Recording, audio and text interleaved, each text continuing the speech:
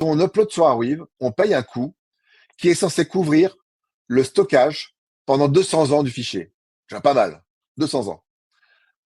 On est vraiment censé être sur la préservation, ça a pas été pensé pour. Rien à voir D'accord. avec IPFS, où il faut qu'il y ait quelqu'un qui paye tout le temps. Là, on délègue la patate chaude à quelqu'un, et en fait, cet argent va être bloqué sur un compte qui va infuser au fur et à mesure de qui veut bien stocker ce fichier.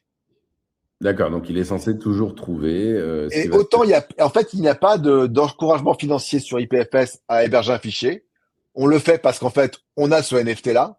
On le fait pour soi-même.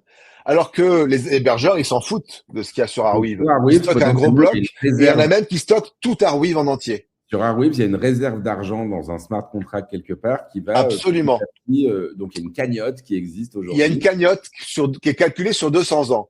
Et Et elle est donc, si moi, je calculée veux toucher une petite partie de cette cagnotte, je peux mettre mes ordinateurs à disposition pour stocker une partie ou l'intégralité. exactement, si possible. Et en fait, en plus, alors incentivé, c'est pas très correct, on est encouragé à stocker la plus grande partie, voire la totalité d'Arweave, pour pas qu'il y ait des fichiers qui soient oubliés.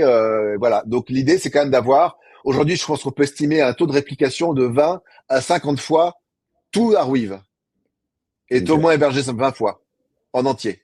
d'accord. Donc, ouais, en En effet. partie ou en entier. Et alors évidemment, on va dire un système pyramidal parce qu'on ne paye qu'à l'entrée. Et puis après, ça s'appuie sur le fait qu'il y a des nouveaux arrivants qui payent. C'est vrai, mais on peut ensuite